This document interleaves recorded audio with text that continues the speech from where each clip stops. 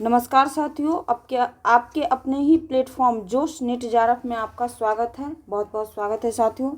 जैसा कि आपको थंबनेल में दिख रहा है कि अभी जो आप हैं PYQ के सीरीज़ में हैं और ये PYQ सीरीज़ में हम लोग हिंदी साहित्य के पेपर को देख रहे हैं और जिसका कोड 20 है और जैसा कि आपको दिख रहा भी है। और ये हम लोग अभी पेपर 2 हिंदी साहित्य और शिफ्ट 1 का पेपर को देख रहे हैं और ये हमारा लेक्चर 2 है, यानी क्लास 2 है। और ये जून 2020 के पेपर को हम लोग देख रहे हैं, जैसा कि आपको यहाँ पे दिख भी रहा है स्क्रीन पे। और अगर इससे पहले आप हमारा लेक्चर 1 नहीं देखें, क्लास नहीं देखें, तो कंप्लीट उसे जा करके हम्बली रिक्वेस्ट है कि आप उसे देखें और उसका शॉर्ट नोट्स तैयार करें। और साथ ही जब हम चलेंगे, मेरा जो टैगलाइन है PYQ से सिलेक्शन तक हिंदी साहित्य, तो इसमें आपको कंप्लीट 10 ईयर्स के पेपर को कंप्लीट कराया गया है, जिसमें 2025, 24, 23, 22, 21 के पेपर को कंप्लीट डिटेल जैसा कि आपको यहाँ पे दिख भी रहा है। और चलते हैं तो अब, और साथ ही अगर साथियों आप बैच में अगर जाएंगे तो लास्ट 60 डेज JRF बैच है, जो दिसंबर 2025 को ध्यान में रख करके डिमांड पे बिल्कुल लॉन्च किया गया है, तो उसे भी आप जाएं। पेपर 1 और पेपर 2 की कंप्लीट तैयारी यहाँ पे आपको मिल जाएगी। और क्रैश कोर्स जो भी एस्पिरेंट है, जो एकदम बिल्कुल 60 डेज में 2 महीने के अंदर पढ़ करके NTA को नेट एग्ज़ाम को क्वालिफाई करना चाहते हैं, तो आप UGC नेट दिसंबर 2025 वाले बैच जा करके ज्वाइन कर सकते हैं। और जो साथी मतलब इस बार बिल्कुल फर्स्ट टाइम एग्ज़ाम दे रहे हैं, बिगिनर स्टूडेंट, उसके लिए 0 to हीरो बैच लाया गया है, तो इसे भी आप देखेंगे। और साथ ही ये हमारे हिंदी साहित्य का इतिहास जो बुक है रामचंद्र शुक्ल जी की, उसे वो शुक्ल बैच के नाम से यहाँ पे आप लोग के लिए प्लेलिस्ट बना दिया गया, तो इसे भी आप जाएंगे और देखेंगे। तो चलते हैं अब हम लोग अपने क्वेश्चन की ओर। तो साथियों, आज हम लोग जो करेंगे वो 20 क्वेश्चन, कंप्लीट 20 क्वेश्चन को यहाँ पे हम लोग देखेंगे और NTA के द्वारा जो वेरीफाइड आंसर होगा उसे आंसर से अपने आंसर मिलाएंगे। तो आज का जो हमारा है 71 क्वेश्चन है। इससे पहले मेरे द्वारा जो है 70 तक के क्वेश्चन को कंप्लीट करा दिया, जिसमें ये क्वेश्चन था कि आचार्य महावीर प्रसाद द्विवेदी का अनिश्चितता शब्द संबंधी विवाद किस लेखक से हुआ था, तो बाल मुकुंद गुप्त जी हम लोगों ने देखा था। तो चलते हैं अब 71 क्वेश्चन नंबर, देखिए आप लोग भी पढ़िए और जवाब दीजिए कमेंट में। 71 क्वेश्चन हमारा क्या करा, निम्नलिखित में से कौन सी अवधारणा मार्क्सवादी विचारधारा के, देखिए मार्क्सवादी विचारधारा से क्वेश्चन हमेशा पूछ रहे हैं, तो इसलिए आप लोग जो भी मार्क्सवादी जो भी मतलब पढ़ेंगे, तो अगर मार्क्सवादी अगर विचारधारा है, कुछ उसकी फिलॉसफी है, तो उसको ज़रूर आप लोग नोट डाउन करेंगे अपने डायरी में। तो चलते हैं, तो कौन सा प्रतिकूल है, तो मार्क्सवादी विचारधारा तो हम लोग जानते हैं कि ये लोग वर्गहीन समाज, क्लासलेस सोसाइटी की बात करता है। सर्वहारा का अधिनायक बिल्कुल करता है, कि कहता है कि जो श्रमिक लोग है जो उसका मतलब कहीं ना कहीं एक वो नायक होना चाहिए, अधिनायक होना चाहिए, वो मालिक होना चाहिए।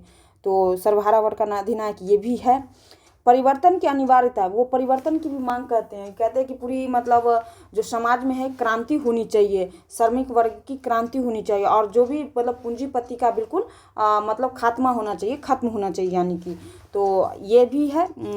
सर्वहारा का अधिनायक का भी है, वर्गहीन समाज की भी बात करता है, परिवर्तन की अनिवार्यता की भी बात करता है, और इतिहास चक्र की बात जो है वो नहीं करते हैं, मतलब उसके विचारधारा फिलॉसफी में ये चीज़ शामिल नहीं है। यानी कि 71 का 2 ऑप्शन जो है आपका ये सही है। तो हम लोगों ने देखा कि 71 का जो है 2 ऑप्शन सही है। और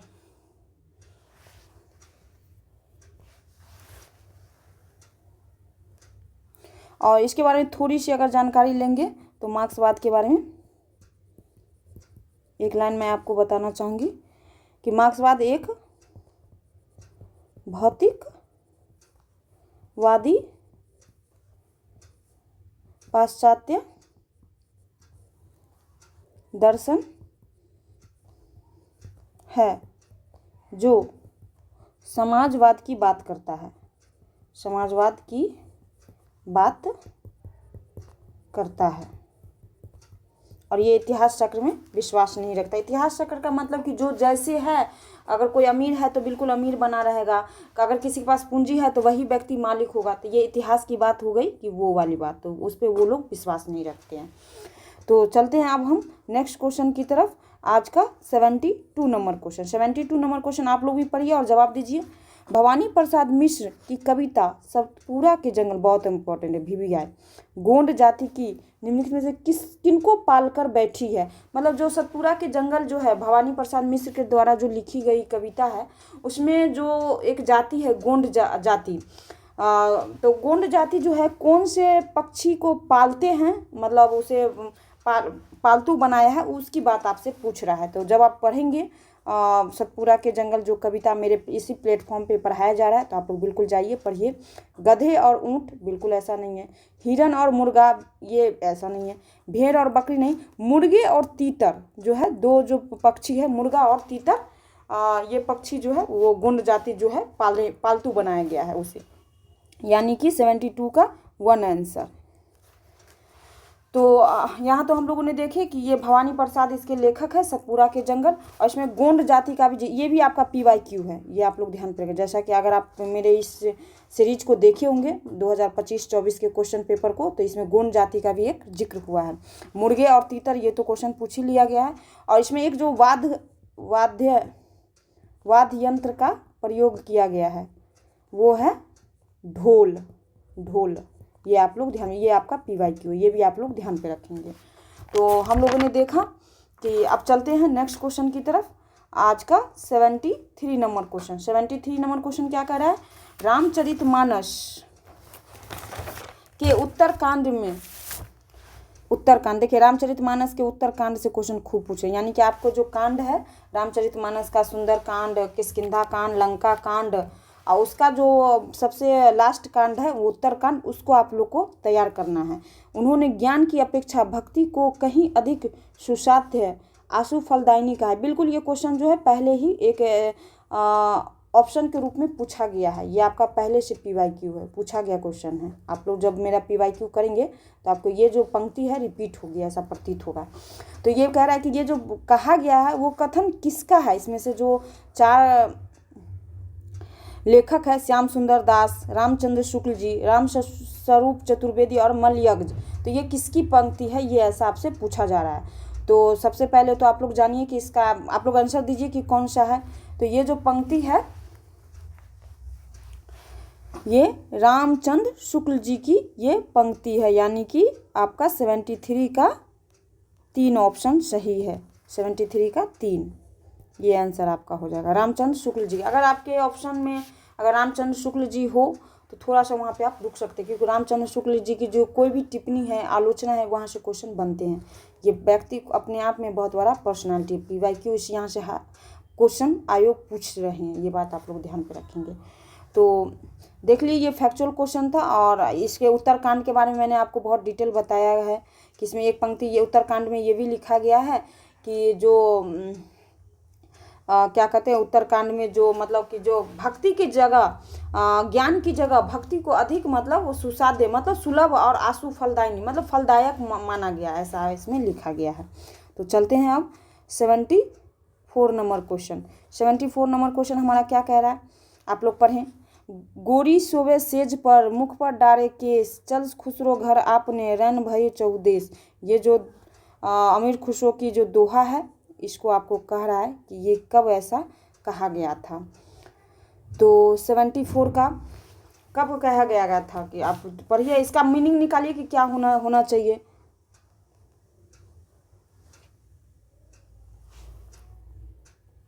तो देखिए, अपने आश्रयदाता को नाराज होने पर नहीं, संपत्ति के लूटे जाने पर ऐसा नहीं, हजरत निजामुद्दीन औलिया की मृत्यु पर जी नहीं कहता है, गोरी शोबे सेज पर, मतलब सेज मतलब क्या है, बिस्तर पे सोए हुए हैं, मुख पे डारे केस, केस मतलब डार करके कफन ओढ़े हुए हैं, चल खुसरो घर अपने, रैन भयो चौदेश। जब अमीर खुसरो के जो वो गुरु थे हजरत निजामुद्दीन औलिया, उनसे वो काफ़ी उनका लगाव था। तो जब वो मर गए थे, मतलब जब वो उनका डेथ हो गया था, तब वो ऐसा बोलते हैं, मतलब बहुत, मतलब ये क्या कहा जाए, मतलब वियोग में, एकदम विरह में ऐसा ये लाइन बोलते हैं। हाँ, तो ये हजरत निजामुद्दीन औलिया उनके गुरु थे, ये आप लोग ध्यान पर रखेंगे। और उनके विरह में उन्होंने ये पंक्ति बोली थी, अपनी प्रेमिका द्वारा तिरस्कृत होने पर नहीं। तो इसका आंसर 74 का जो आंसर है वो 3 है, यानी कि ये आंसर आपका है। और ये जो लाइन है ये अमीर खुसरो जी का, ये आप लोग ध्यान पर रखें। इनके गुरु का नाम जो था, अमीर खुसरो के गुरु का नाम निजामुद्दीन औलिया, निजामुद्दीन औलिया, ये आप लोग ध्यान पे रखेंगे। तो चलते हैं अब नेक्स्ट क्वेश्चन की तरफ। आज का 75 नंबर क्वेश्चन। 75 नंबर क्वेश्चन देखिए। ओ मेरे आदर्शवादी मन, ओ मेरे सिद्धांतवादी मन, अब तक क्या किया, जीवन क्या जिया। तो ये तो हम लोग जानते हैं कि ये जो पंक्ति है ये मुक्तिबोध की पंक्ति है,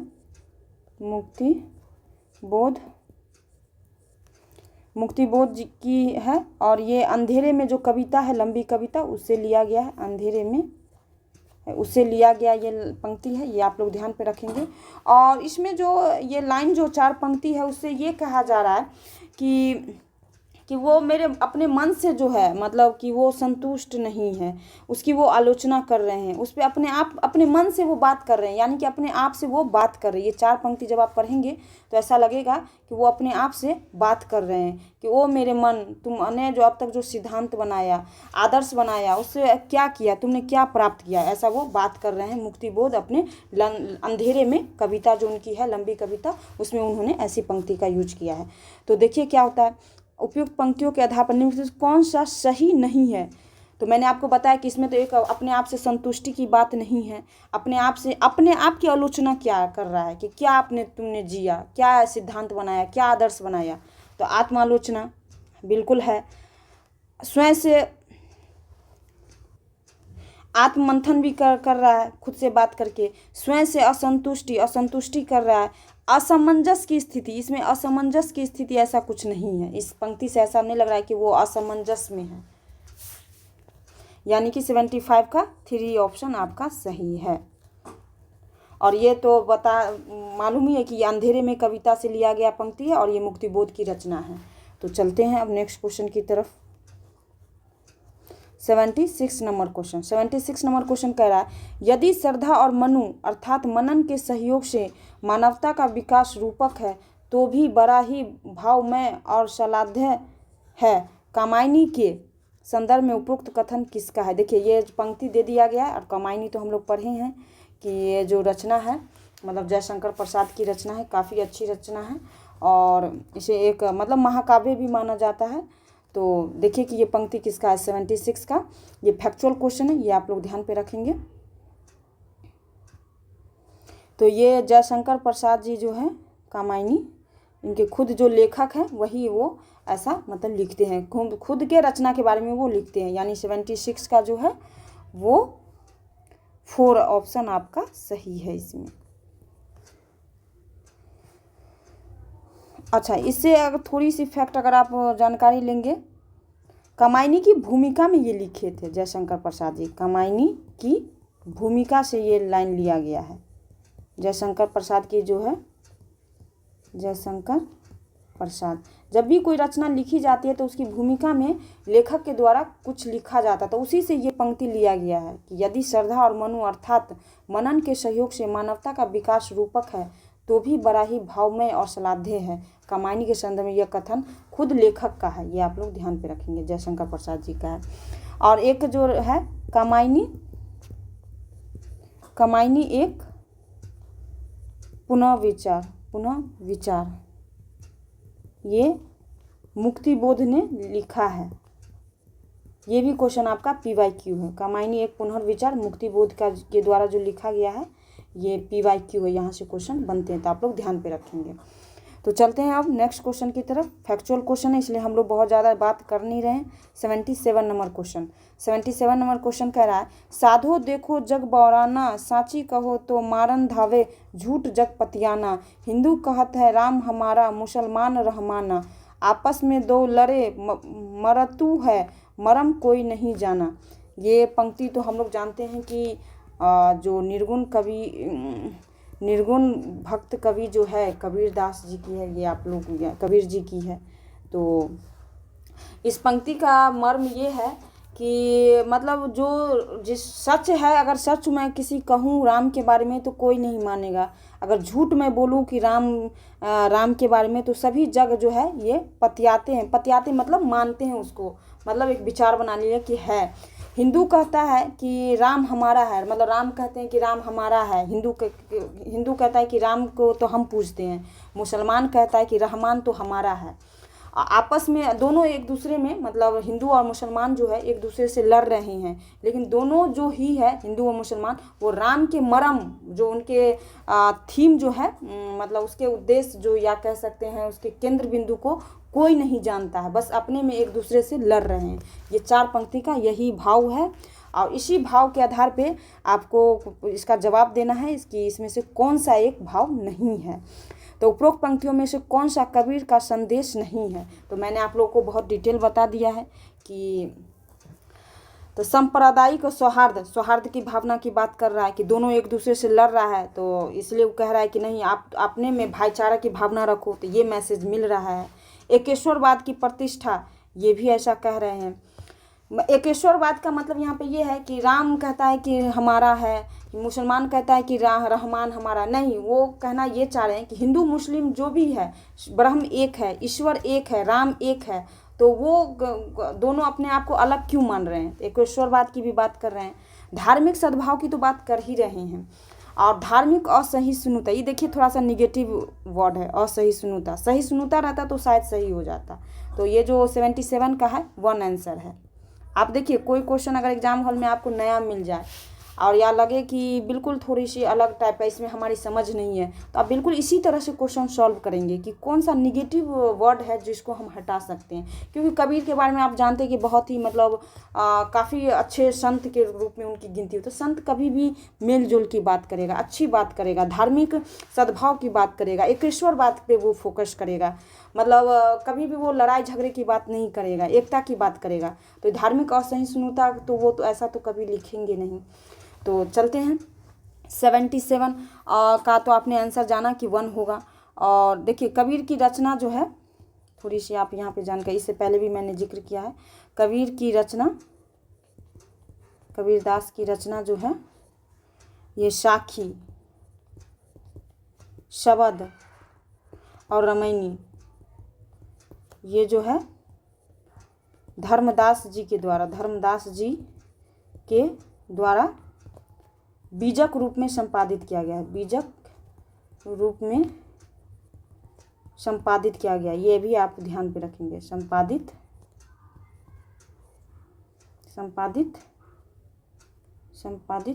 किया गया है। तो धर्मदास जी मतलब बीजक को कौन संपादित किया है, तो धर्मदास जी, ये आप लोग ध्यान पर रखेंगे। और साखी, शबद और रामायणी का तीनों कंप्लीट रूप बीजक है, ये आप लोग ध्यान पे रखेंगे। तो चलते हैं अब नेक्स्ट क्वेश्चन की तरफ साथियों। 78 नंबर क्वेश्चन पढ़िए आप लोग। करम बीबी और सरफराज निम्नलिखित में से किस उपन्यास के पात्र है। देखिए साथियों, जब मैं बोलती हूँ कि जब भी आप कुछ उपन्यास पढ़ें, कहानी पढ़ें, नाटक पढ़ें, तो उसके पात्र, उसका जो ईस्वी है, उसके जो लेखक हैं, वो ज़रूर आप डायरी में नोट करें। तो यहाँ पे आपसे पात्र पूछ रहा है। तो ये जो है उपन्यास के जो ये पात्र है, जैसा कि मैंने कई बार आप लोगों से जिक्र किया है, तो ये जिंदगी नामा के पात्र हैं, सरफराज और करम बीबी। और ये जिंदगी नामा जो उपन्यास है, ये 1979 की रचना है। मैंने कई बार आप लोगों से साथ जिक्र किया है। और इनकी लेखिका जो है कृष्णा सूक्ति, ये भी आप लोग को पता होगा। इनकी भाषा जनरली उर्दू, पंजाबी उर्दू मिश्रित भाषा का उन्होंने प्रयोग किया है। और पंजाब के क्षेत्र में रहने के कारण इन्होंने पंजाब के जो 20 साल की जो ज़िंदगी है, लोगों की, ग्रामीण किसान की जो ज़िंदगी है, जिंदगी नामा, एक तो 1979, और इनका विषय जो है, मतलब विषय मतलब कह सकते हैं कथानक, ये 15 से 20 वर्षों के पंजाबी, एक सेकंड साथियों, पंजाबी ग्रामीण किसान के समस्त जीवन को रखने का प्रयास इस उपन्यास में प्रयास की है। तो अगर यहाँ से क्वेश्चन का है कि मतलब एनटीए आपसे बना चुका है, तो ये इंपॉर्टेंट है, इसे आप नोट कर लेंगे। तो 78 का हम लोगों ने देखा कि आंसर जो है 1 होगा, ये आप लोग को पता है। और ज़िंदगी नामा के बारे में मैंने इतना कुछ बता दिया। इसके 2 मतलब जो पात्र हैं ये तो आपको पता ही है कि 2 पात्र में आप ये भी ध्यान पे रख लें, करम बीबी। शॉर्ट नोट्स अगर आप मेरे साथ इसी तरह बनाते चलेंगे और तो आपको उम्मीद है कि रिवीजन करने में सरफराज, ये 2 जो पात्र है ये ज़िंदगी नामा के ही पात्र हैं, ये अभी आप लोग ध्यान पे रखेंगे, करम बीबी और सरफराज। और सूरजमुखी अंधेरे के, ये जो रचना है इन्हीं की रचना है, कृष्णा सुप्ती की। और यारों के यार के भी जो लेखिका हैं वो कृष्णा सुप्ती जी ही हैं, कृष्णा सुप्ती। इनका टाइम पीरियड बताइए कब की है, ये आप लोग बताएंगे टाइम पीरियड कब का है, ये ईस्वी का कब से है। सूरजमुखी अंधेरे के ये 1972 का, ये भी कृष्णा सुप्ती जी की ही रचना है, ये आप लोग ध्यान पर रखेंगे। तो चलते हैं अब नेक्स्ट क्वेश्चन की तरफ। 79 नंबर क्वेश्चन, मानस का हंस उपन्यास के पात्र नहीं है। अब बताइए, मानस का हंस में सब में आपको पात्र पूछ रहा है, तो कौन सा पात्र नहीं है ये पूछ रहा है आपसे। तो बेनी माधव, पंडित गंगाराम ये है, गंगेश्वर मंगलू दोनों ये भी है, नंददास और शिवचरण वैद्य ये भी है, वीरपाल सिंह और जानवी ये पात्र इसमें नहीं है। 79 का जो है 3 ऑप्शन सही है आपका। और संयोग की बात है कि आंटिया ने भी इसी आंसर को सही माना है। तो चलिए, ये थोड़ी सी फैक्चुअल क्वेश्चन है। और मानस का हंस, अगर यहाँ पे थोड़ी सी अगर आप आज्ञा दे तो मैं आप लोगों से थोड़ी सी डिटेल बात करूं। मानस का हंस तो जानते हैं कि ये अमृतलाल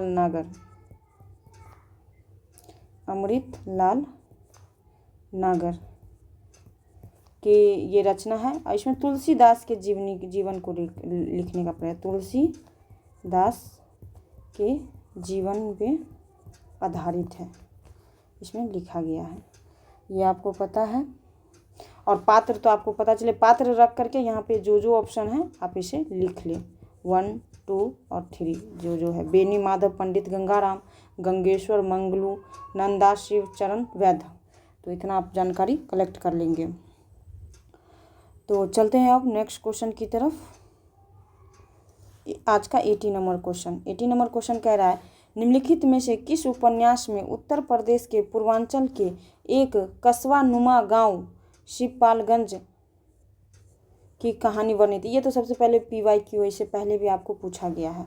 तो शिवपालगंज में जो है किस गांव में है, तो ये राग दरबारी में शिवपालगंज गांव का जिक्र है। आधा गांव में बताइए किसका है, आधा गांव में ये गंगोली गांव का जिक्र है, गंगौली, ये आप लोग ध्यान पे रखेंगे, गंगोली। आधा गांव में जो उपन्यास है गंगोली गांव का जिक्र है, ये भी यूपी में है।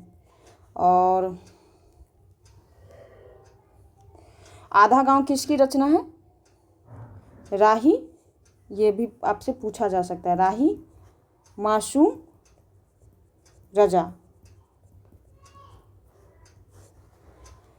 तो ये इनके लेखक है राही मासूम रजा। गंगोली गांव का जिक्र है यूपी के, ये पता है वहाँ के जो मुसलमान हैं जो गंगोली गांव के, उसको आधार बना करके ये उपन्यास लिखा गया है, आधा गांव, ये आप लोग ध्यान पे रखेंगे।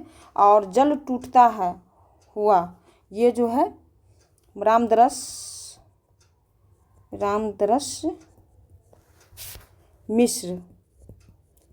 मिश्र की ये रचना है। और गली मूर्ति है, आगे मूर्ति है, ये शिव प्रसाद सिंह की रचना है, शिव प्रसाद सिंह की रचना है ये आप लोग ध्यान पे रखेंगे। ये इसका है, गली आगे मूर्ति है, शिव प्रसाद सिंह, ये आप लोग ध्यान पे रखेंगे। आधा गांव राही मासूम राजा जी का है, गंगोली गांव का जिक्र है। और शिवपालगंज का जो है राग दरबारी जो उपन्यास है, इनके जो लेखक हैं श्रीलाल शुक्ल, ये भी आप लोग ध्यान पे रखेंगे। और ये जो है क्या कहते हैं, व्यंग्यात्मक शैली में लिखा गया ये उपन्यास है, ये आप लोग ध्यान पे रखेंगे। यानी कि 80 का 1 ऑप्शन आपका सही है। तो चलते हैं अब 81 नंबर क्वेश्चन। 81 नंबर क्वेश्चन हमारा कह रहा है, शकुन और डॉक्टर जोशी के अंतर संबंधों पर आधारित कथानक किस उपन्यास में प्रस्तुत है? बताइए, इससे हल्का क्वेश्चन तो कोई और हो ही नहीं सकता है। शकुन और जोशी जो है, ये आपका बंटी जो उपन्यास है उस पे उसके ये पात्र हैं, ये आप ध्यान पे रखेंगे। और आपका बंटी जो उपन्यास है ये मतलब पति पत्नी के जो तलाक होने के बाद जो बच्चे पे, बंटी पे जो बिल्कुल मातृत्व और पितृत्व प्रेम का जो उसे नहीं मिलता है, उस पे आधारित ये उपन्यास है। मतलब जैसे जब पति पत्नी अलग हो जाते हैं, विवाह विच्छेद हो जाती है, तब जो उसका बालक होता है या बालिका होती है, पुत्र या पुत्री, उसके जीवन पे क्या असर पड़ता है, एक बच्चे के जीवन पे कैसा असर पड़ता है, उसको कहीं ना कहीं बहुत ही अच्छे मार्मिक ढंग से रखने का प्रयास किया गया है लेखक के द्वारा, ये आप लोग जानेंगे। और ये मन्नू भंडारी के जो उपन्यास है आपका बंटी, इनकी लेखिका है मन्नू भंडारी। तो अगर कोई तलाक लेने के अगर पक्ष में हो कोई भी, तो ज़रूर एक बार इस उपन्यास को पढ़ना चाहिए, आपका बंटी उपन्यास। हो सके कि इसे पढ़ने के बाद आप शायद आपके निर्णय बदल जाएं, तो ज़रूर इसे पढ़ें। तो बिल्कुल बहुत अच्छी उपन्यास है, पढ़ना चाहिए एक बार। और बाल मनोविज्ञान पे आधारित ये उपन्यास है, तो ये भी आप लोग ध्यान पे रखेंगे।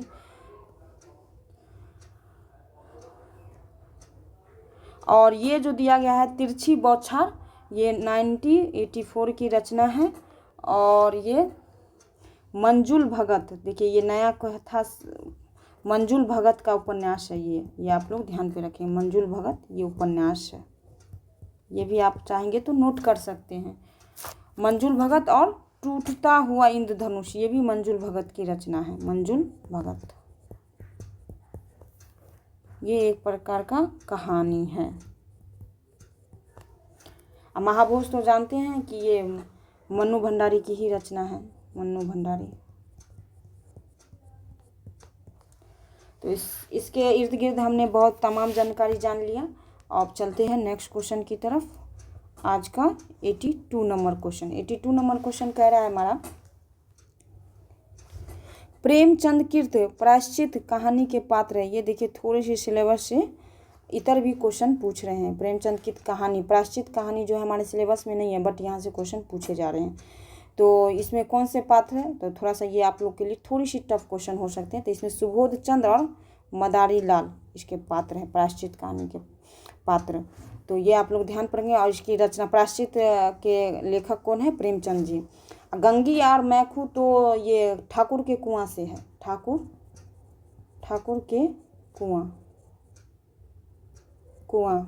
के कुआं से ये कहानी लिया गया है। तो चलिए, फैक्चुअल क्वेश्चन है। कुछ क्वेश्चन ऐसे रहेंगे जो आपको बिल्कुल आपके सिलेबस से आउट ऑफ सिलेबस रहेंगे, ये भी आप ध्यान पे रखेंगे। 83 नंबर क्वेश्चन, 83 नंबर क्वेश्चन क्या करा है? स्कंदगुप्त नाटक में स्कंदगुप्त के उदासीन होने के निम्नलिखित कारणों में से कौन सा कारण सही नहीं है? मतलब कौन स्कंदगुप्त जो उदासीन है वहाँ उस नाटक में, तो उसमें उदासीन होने के कौन कौन से कारण मौजूद हैं और कौन सा कारण मौजूद नहीं है, ये आपसे जानना है। तो गुप्त काल के अव्यवस्थित उत्तराधिकार नियम ये है, विमाता का षड्यंत्र ये भी है, भोग विलास के प्रति वितृष्णा ये भी है, छात्र धर्म का अभाव ये जो है ऐसा इसमें ठोस कारण नहीं है उसके उदास होने का। यानी कि 83 का 4 ऑप्शन आपका सही है, ये आप लोग ध्यान पे रखेंगे। छात्र धर्म का अभाव ये ऐसा नहीं है। और स्कंदगुप्त नाटक तो आप लोग जानते ही हैं। स्कंदगुप्त ये 1931 की रचना है, इसका टाइम पीरियड बहुत इंपॉर्टेंट है। और ये इनके लेखक जो है जयशंकर प्रसाद जी, जयशंकर प्रसाद। इनके 2 नाटक और है, चंद्रगुप्त और ध्रुव स्वामिनी। इनका टाइम पीरियड कौन सा है ये आप लोग कमेंट करके बताएंगे। ध्रुव स्वामिनी और चंद्रगुप्त का इसका टाइम पीरियड आप बताएंगे। देखते हैं आप हमारे साथ मेहनत करने के लिए तैयार है कि नहीं। तो चलते हैं अब नेक्स्ट क्वेश्चन की तरफ साथियों। बिल्कुल फैक्चुअल क्वेश्चन है, इसलिए मैं बहुत ज़्यादा डिटेल बात नहीं कर रही हूँ। 84 सिंदूर की होली किस पात्र ने विधवा मनोरमा का हाथ जीवन भर अविवाहित रहने के लिए पकड़ा, न कि उसे अपनी स्त्री बनाने के लिए? एक तो मनोरमा पात्र आने से आपके दिमाग में आता होगा कि ये सिंदूर की होली की मतलब बहुत ही अच्छी पात्र है। तो मनोज शंकर और मनोरमा दोनों पात्र सिंदूर की होली के। वैसे भी अगर पात्र भी आपको अगर पता होता तो आप बिल्कुल ऑप्शन के नज़दीक चले जाते कि जब तक मतलब अगर कहानी में अगर वो पात्र नहीं होगा तो जो पात्र होगा वही तो ऐसा मतलब पंक्ति उसके साथ जुड़ेगा। तो मनोज शंकर है, ये आप लोग को ध्यान होगा। और सिंदूर की होली जो है ये एक नाटक है, ये आप लोग ध्यान पे रखेंगे। और इनके लेखक जो है यानी कि आपका ऑप्शन जो है 2 सही है। 84 का 2 और एनटीए ने भी इसी आंसर को सही माना है, ये आप लोग ध्यान पे रखेंगे। थोड़ी सी अगर आप हमें परमिशन दे तो सिंदूर की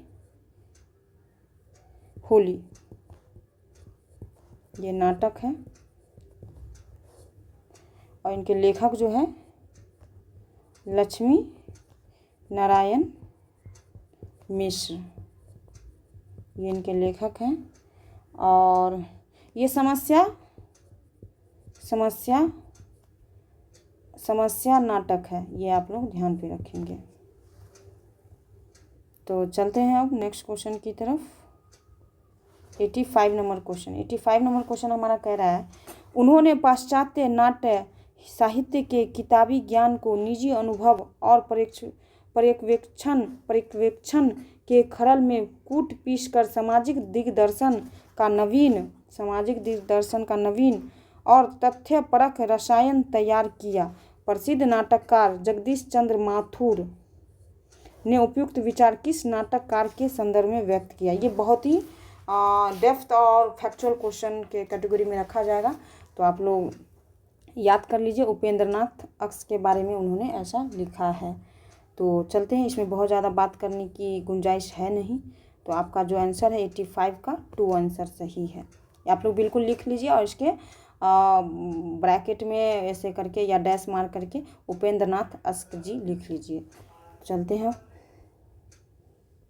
86 नंबर क्वेश्चन आज का। 86 क्वेश्चन नंबर हमारा कह रहा है, समांतर कथा प्रसंगों को लेकर लिखा गया नाटक है, तो कौन सा है। तो समांतर कथा प्रसंग किस में चलता है, एक और द्रोणाचार्य में चलता है। एक और द्रोणाचार्य में इसलिए क्योंकि एक तरफ तो कहानी अरविंद की चलती है और दूसरी तरफ अरविंद का है, उसके कॉलेज का है, उसके गुरु का है। और दूसरी तरफ जो है दूसरी तरफ जो कहानी समांतर कहानी चलती है महाभारत के काल के जो टाइम पीरियड का जो है वो द्रोणाचार्य उनके जो जीवन है उसके आधारित कहानी को बताया जा रहा है कि द्रोणाचार्य और वर्तमान की जो शिक्षा व्यवस्था है कैसे एक दूसरे को बिल्कुल फुलफिल कर रहा है। उस समय भी ऐतिहासिक काल में भी महाभारत के काल में भी एक द्रोणाचार्य नाम के गुरु थे और यहाँ भी वर्तमान में भी शिक्षा व्यवस्था में ऐसे गुरु है जो द्रोणाचार्य की भूमिका में है। तो इसलिए इसको नाटक का नाम रखा गया इस टाइटल एक और द्रोणाचार्य, मतलब केवल वही नहीं थे महाभारत के काल में, अभी भी वर्तमान में द्रोणाचार्य है। ऐसा लेखक के लिखने का मतलब यही सार है। और एक और द्रोणाचार्य के जो लेखक है ये शंकर शेष है, इसके लेखक हैं। बहुत अच्छी नाटक है, जरूर पढ़ना चाहिए। एक तरफ तो इसमें अरविंद, इसमें समांतर कहानी का मतलब ये हुआ कि एक और अरविंद और उसका परिवार व कॉलेज का प्रसंग है एक तरफ, और दूसरी तरफ समांतर जो है दूसरी तरफ नाटक में द्रोणाचार्य उनके परिवार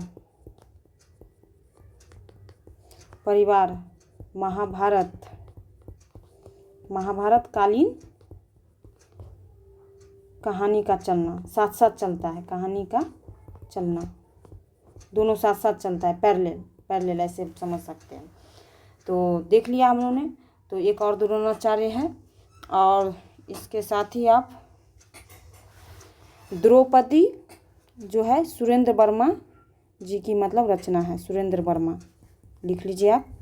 8वां सर्ग ये भी सुरेंद्र वर्मा जी की रचना है, सुरेंद्र वर्मा। आप लोग साथ ही साथ नोट्स बनाते चलेंगे साथियों। पहला राजा ये जो है जगदीश चंद्र माथुर जी का है, जगदीश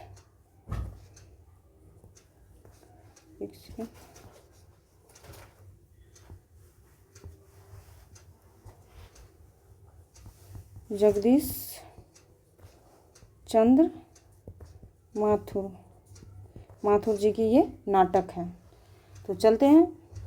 देखिए एक क्वेश्चन जब कितने फैक्ट मैंने आप लोगों के साथ शेयर किया, तो इसी तरह अगर आप पढ़ेंगे तो हमें उम्मीद है कि आपका 1 से 2 टाइम में आपका JRF क्लियर होगा। तो कि बिल्कुल इसे इग्नोर ना करें और इस सीरीज को बहुत प्यार दें। 87 नंबर कह रहा है, आवारा मसीहा किस साहित्यकार की औपन्यासिक जीवनी है। तो जानते हैं कि आवारा मसीहा जो है शरत चंद्र के जीवनी पे है, लिखा गया है।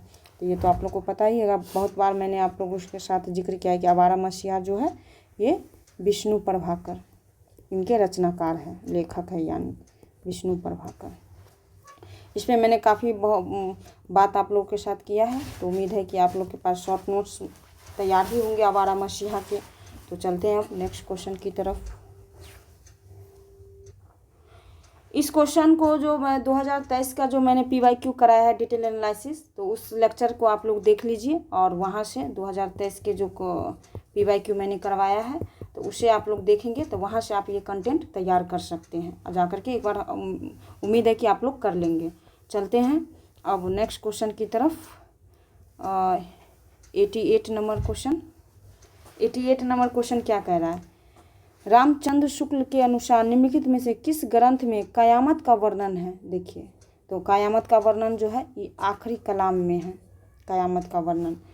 और ये यानी कि 88 का 3 आंसर सही है। और अब आपके मन में आता होगा कि आखिरी कलाम के लेखक है कौन। तो आखिरी कलाम के जो लेखक हैं ये मलिक मोहम्मद जायसी जी हैं, मलिक मोहम्मद जायसी, ये आप लोग ध्यान पे रखेंगे। और इसमें कयामत का वर्णन है। और पद्मावत जो है प्रेम कथा का वर्णन है, ये भी इन्हीं की ही रचना है, प्रेम कथा का वर्णन है। रतन सेन और पद्मिनी के प्रेम का वर्णन है पद्मावत। इसी में आपको नागवती वियोग खंड देखने को मिलेगा, जो जहाँ से क्वेश्चन NTA बार बार पूछता है। और अखरावट में जो है अखरावट में जो है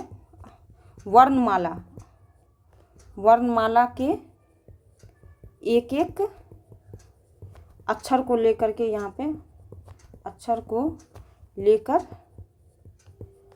सिद्धांत दिया गया है। आखर नहीं कहते, अक्षर से आखर, तो आखर का मतलब होता है वर्ण, अक्षर, सिद्धांत है यहाँ पे, ये आप लोग ध्यान पे रखेंगे।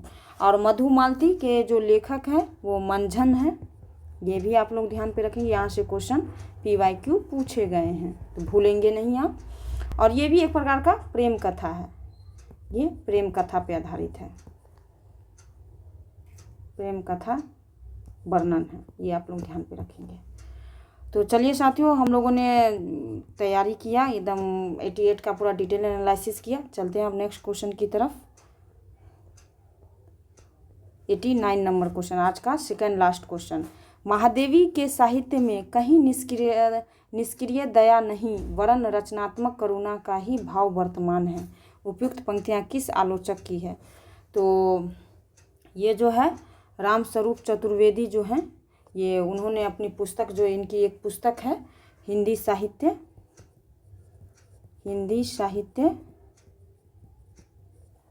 और